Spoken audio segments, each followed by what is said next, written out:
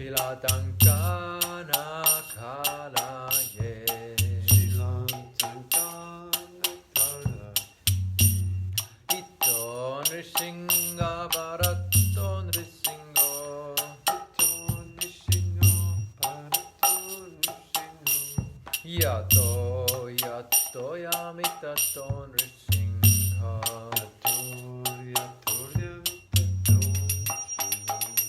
Ahir Nrsimha Hridaye Nrsimha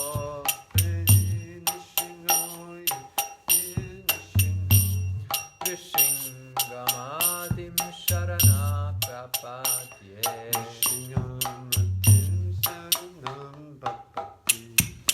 Tavakara Kamalavare Nakha Matuta Sringa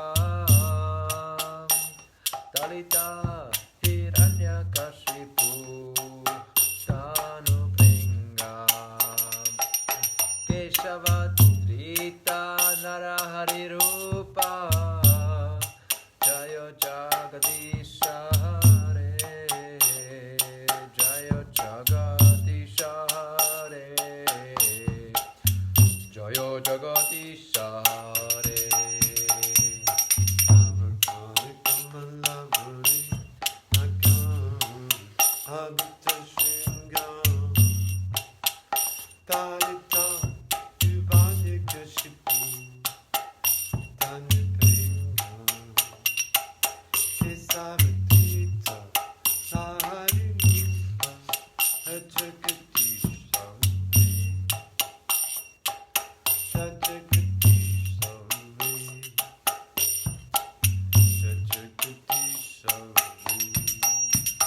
Jaya Nrsimhade, Nrsimhade, Nrsimhade, Jaya Nrsimhade, Nrsimhade, Nrsimhade, Nrsimhade, Jaya Nrsimhade. Jai Prahlad Maharaj, Jai Prahlad Maharaj, Jaya Prahlad Maharaj, Jaya Prahlad Maharaj.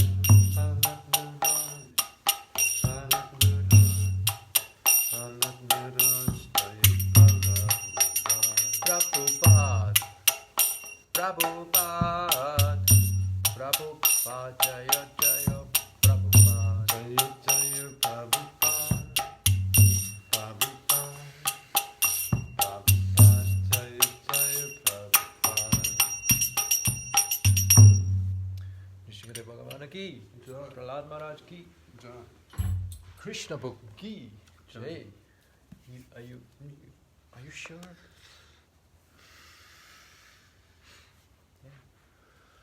Krishna, Krishna, Krishna, Krishna, Krishna, Krishna, Krishna, Hey. Krishna, Krishna, Krishna, Krishna, Krishna, Krishna, Krishna, Hey. Krishna, Krishna, Krishna, Krishna, Krishna, Krishna, Raksha Mam. Krishna, Krishna, Krishna, Krishna, Krishna, Krishna, Pahi Mam. Rama, Raghava, Rama, Raghava, Rama, Raghava, Raksha Mam. Krishna, Kesava, Krishna, Kesava, Krishna, Kesava, Pahi Mam. This is from Chaitanya Charitamrita, Madhya-lila 796. We continue where we left off. Chapter is called Krishna Defeats All the Princes.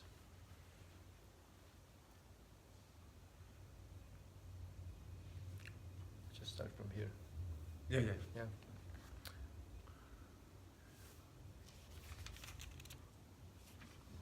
No, actually I think That's where the bookmark was. yeah, but which side?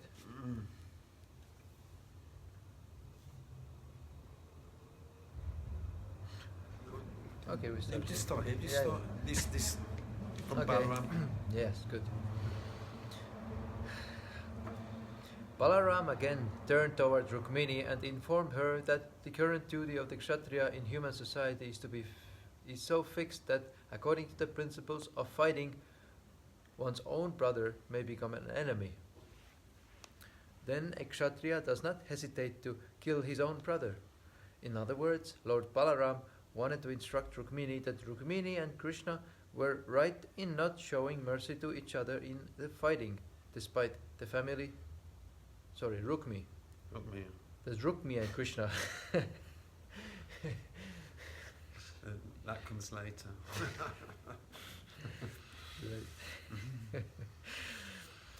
Were right in not showing mercy to each other in the fighting, despite the family consideration that they happened to be brothers-in-law.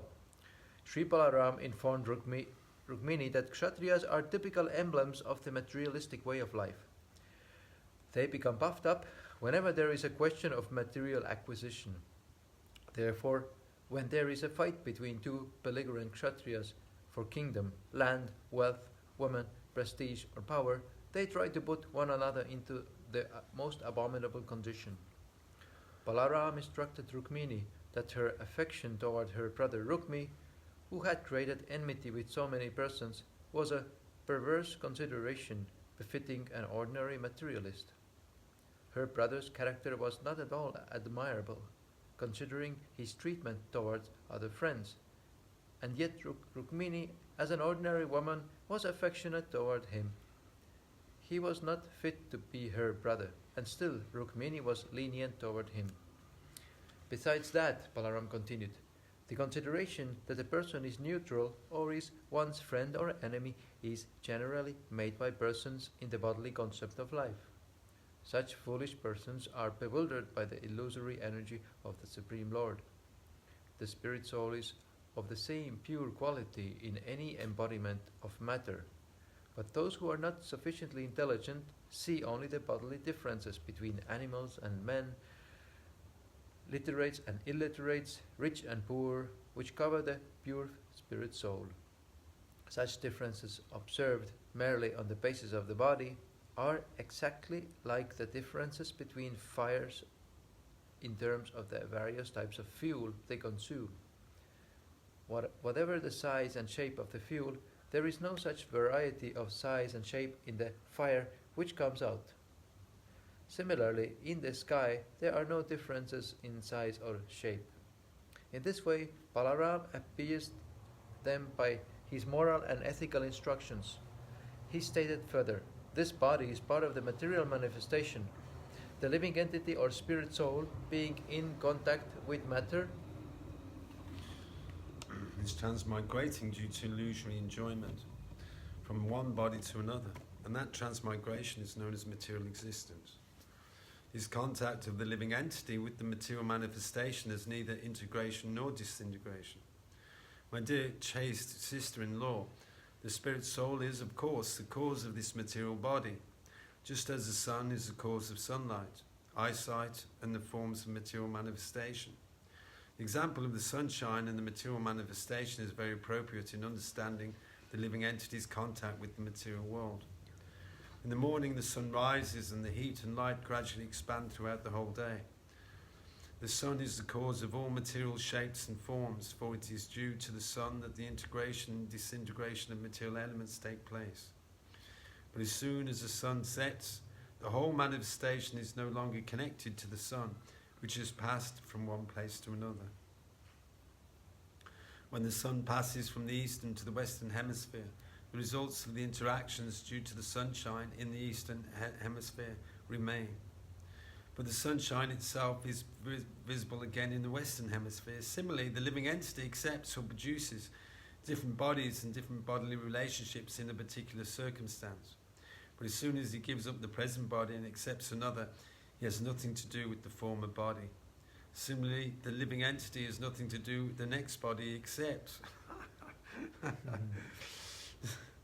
he is always free from the contact of this bodily contamination. Therefore, the appearance and disappearance of the body have nothing to do with the living entity. Just as the waxing and waning of the moon have nothing to do with the moon. When the moon waxes, we falsely think that the moon is developing. And when it wanes, we think that the moon is decreasing. Factually, the moon, as it is always the same. It has nothing to do with such visible activities of waxing and waning. Consciousness of material existence can be compared to sleeping and dreaming. When a man sleeps, he dreams of many non-factual happenings. And as a result of dreaming, he becomes subject to different kinds of distress and happiness. Similarly, when a person is in the dream of material consciousness, he suffers the effects of accepting a body and giving it up again in material existence. Opposite to this material consciousness is Krishna consciousness. In other words, when a man is elevated to the platform of Krishna consciousness, he becomes free from this false conception of life.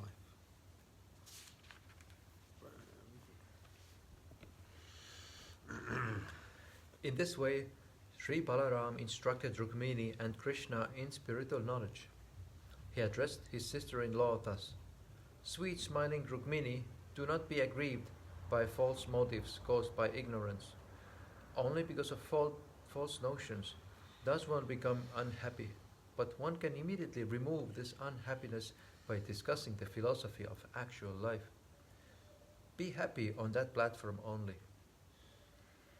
After hearing such enlightening instructions from Sri Balaram, Rukmini immediately became pacified and happy and adjusted her mind, which was very much afflicted by the degraded position of her brother Rukmi.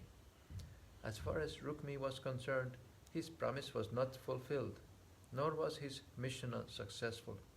He had come from home with his soldiers and military phalanx to defeat Krishna and release his sister, but on the contrary, he lost all his soldiers and military strength.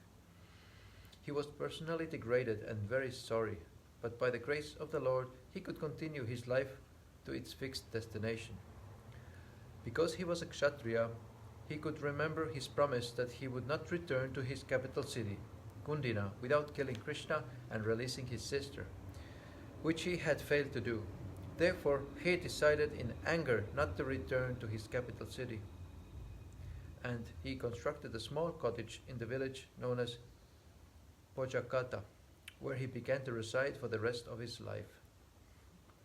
After defeating all the opposing elements and forcibly carrying away Rukmini, Krishna brought her to his capital city, Dwaraka, and then married her according to the Vedic ritualistic principle.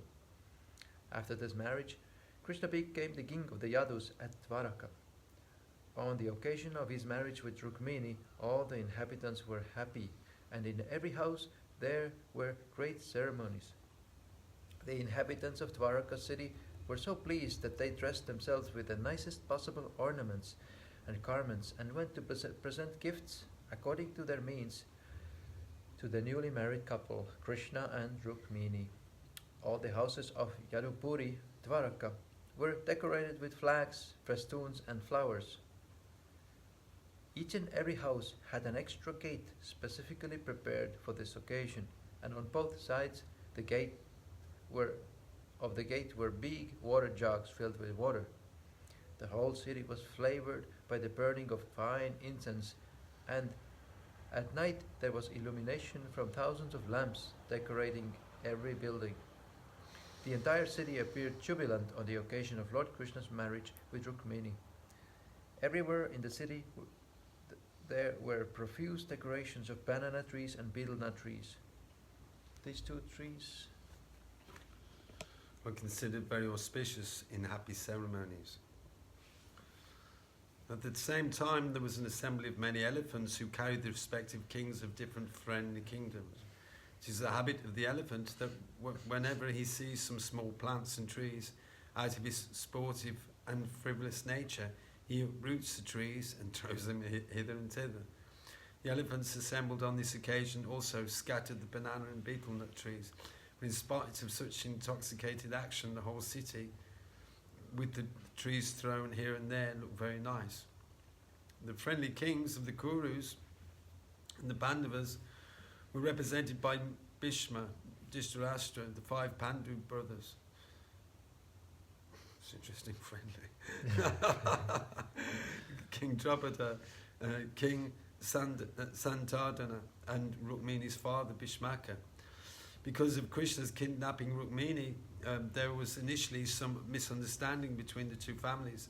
But Bhishmaka, king of Vidarbha, being approached by Sri Balaram and persuaded by many saintly persons, was induced to participate in the marriage ceremony of Krishna and Rukmini. Although the incident of the kidnapping was not a very happy occurrence in the kingdom of Vidarbha, kidnapping was not an unusual affair among Kshatriyas. Kidnapping was in fact current in almost all marriages. Anyway, King Bhishmaka was from the very beginning inclined to hand over his beautiful daughter to Krishna. In one way or another his purpose had been served, and so he was pleased to join the marriage ceremony, even though his eldest son was degraded in the fight. It is mentioned in the Padma Purana that Maharaj Nanda and the cowboys of Vrindavan joined the marriage ceremony. Kings from the kingdom of Kuru, Srinjaya, Kekaya, Vidarbha and Kunti came to Dwarka on this occasion with all their royal paraphernalia. The story of Rukmini's being kidnapped by Krishna was poeticized, and professional readers recited it everywhere. All the assembled kings and their daughters especially were struck with wonder and very pleased upon hearing the chivalrous activities of Krishna. In this way, all the visitors, as well as the inhabitants of Dwarka city, were joyful to see Krishna and Rukmini together. In other words, the Supreme Lord, the maintainer of everyone, and the goddess of fortune were united, and all the people felt extremely jubilant. Thus ends the Bhaktivedanta purport of the 53rd chapter of Krishna. Krishna defeats all the princes and takes Rukmini home to Dwarka.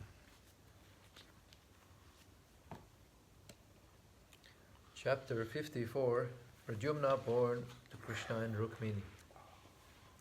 It is said that Cupid, who is directly part and parcel of Lord Vasudeva and who was formerly burned to ashes by the anger of Lord Shiva, took birth from the womb of Rukmini, begotten by Krishna. This is Kamadev, a demigod of the heavenly planets, especially capable of inducing lusty desires. The Supreme Personality of Godhead, Krishna, has many grades of parts and parcels, but the quadruple expansions of Krishna, Vasudeva, Sankarshan, Pradyumna and Aniruddha, are directly in the Vishnu category. Kama, or the Cupid demigod, who later took his birth from the womb of Rukmini, was also named Pradyumna, but he cannot be the Pradyumna of the Vishnu category. He belongs to the category of Jiva Tattva, but for special power in the category of demigods, he was a part and parcel of the super prowess of Pradyumna. That is the verdict of the Goswamis. Therefore, when Cupid was burned to ashes by the anger of Lord Shiva, he merged into the body of Vasudeva. And to get his body again, he was begotten in the womb of Vasudeva. And to get his body again, he was begotten. Gone in the womb of. Oh, sorry.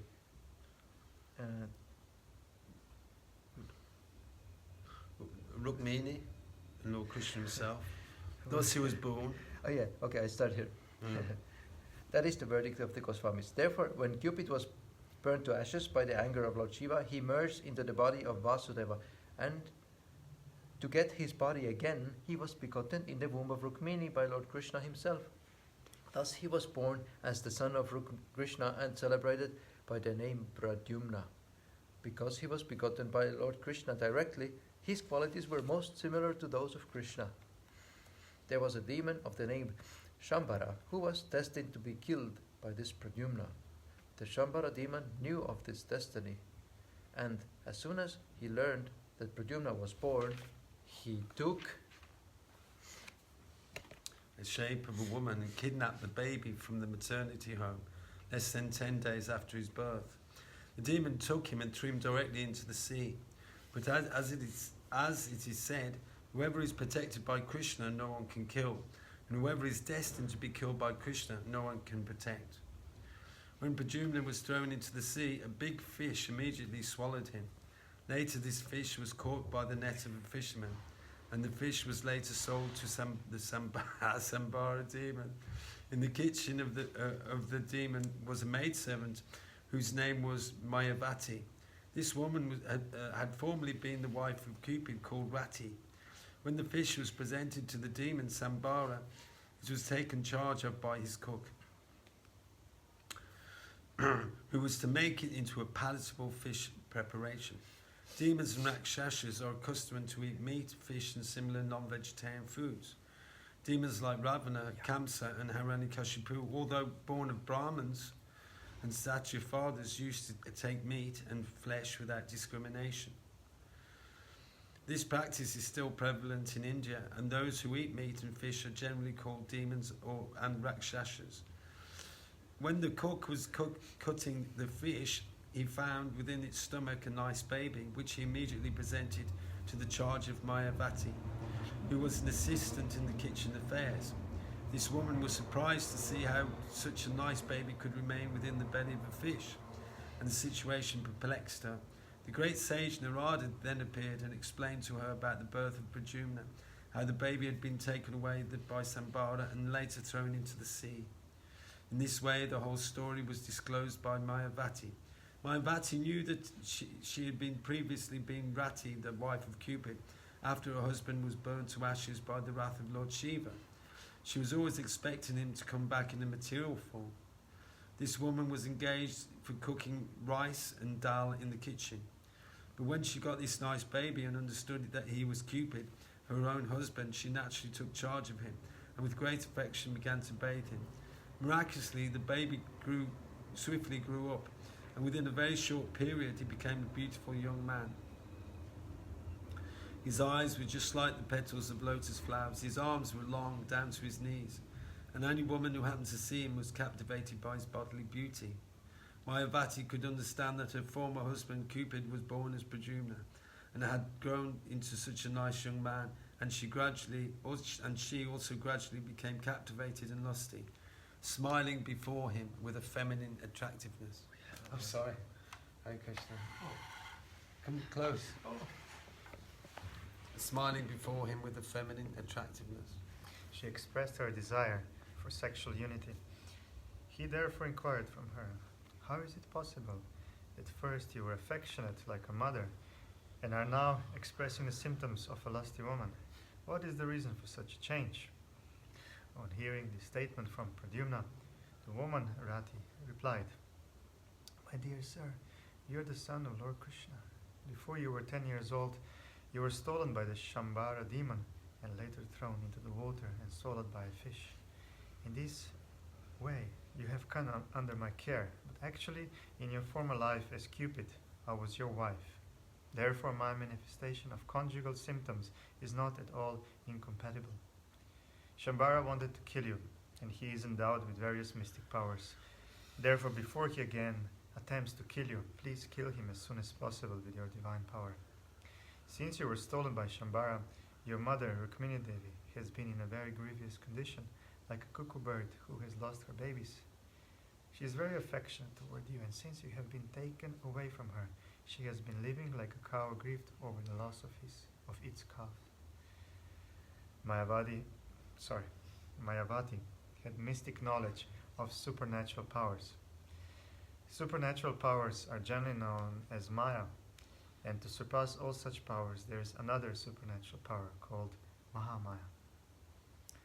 Mayavati had the knowledge of the mystic power of Mahamaya, and she delivered to Pradyumna this specific energetic power in order to defeat the mystic powers of the Shambhara demon. Thus, being empowered by his wife, Pradyumna immediately went before Shambhara and challenged him to fight.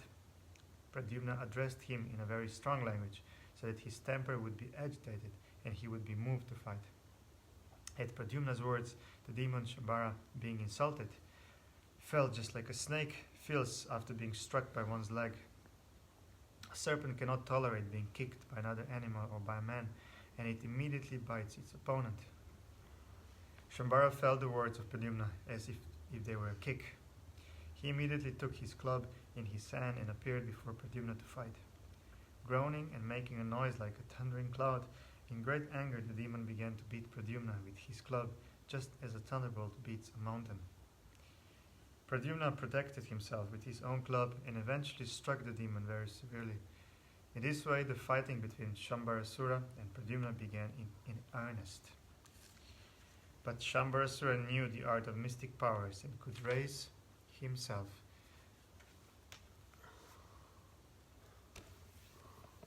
in the sky and fight from outer space. There is a demon of the name Maya, and Shambhara had learned many mystic powers from him. He thus raised himself high in the sky and threw various types of nuclear weapons at the body of Pradyumna. To combat the mystic powers of Shambharasura, Pradyumna remembered another mystic power known as Mahavidya, which was different from the black mystic power. The Mahavidya mystic power is based on the quality of goodness. Shambhara, understanding that his enemy was formidable, took assistance from the various kinds of demoniac mystic powers belonging to the Kuhyakas, the Gandharvas, the Pisachas, the snakes, and the Rakshasas. But although the demon exhibited his mystic powers and took shelter of supernatural strength, Pradyumna was able to counteract his strength and powers by the superior power of Mahavidya. When Shambharasura was defeated in every respect, Pradyumna took his sharp sword and immediately cut off the demon's head, which was decorated with a helmet and valuable jewels. When Pradyumna thus killed the demon, all the demigods in the higher planetary systems began to shower flowers on him. Pradyumna's wife, Mayavati, could travel in outer space, and therefore they directly reached his father's capital, Dwarka, by the airways. They passed above the places of Lord Krishna and came down as a cloud comes down with lightning. The inner section of a palace is known as Antahpura, private apartments. Pradyumna and Mayavati could see many women there, and they sat down among them. When the woman saw Pradyumna, dressed in bluish garments, with very long arms, curling hair, beautiful eyes, a smiling reddish face, jewelry and ornaments, they at first could not recognize him as Pradyumna, a personality different from Krishna. They all felt themselves very much bashful at sudden presence of Krishna and wanted to hide in different corners of the palace. When the woman saw, however, that not all the characteristics of Krishna were present in the personality of Pradyumna, out of curiosity they came back to see him and his wife, Mayavati. All of them were conjecturing as to who he was, for he was so beautiful. Among the women was Rukmini Devi, who was equally beautiful with her lotus-like eyes. Seeing Pradyumna, she naturally remembered her own son, and milk began to flow from her breast out of motherly affection. She then began to wonder, who is this beautiful young boy?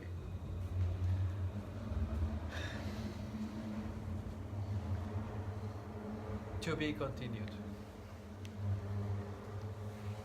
Yes, so please say something inspiring. Please. Say something inspiring. Let's keep on reading Krishna book together over and over again. Over and over, yes. We don't have to stop when you stop reading. Keep on reading. Just keep on. We just read like few times the same. Like in a month we started the same, but you keep on finding a new insights and teachings there. So please read with us. Yes, just Hare Krishna. let's keep reading. Hare Krishna.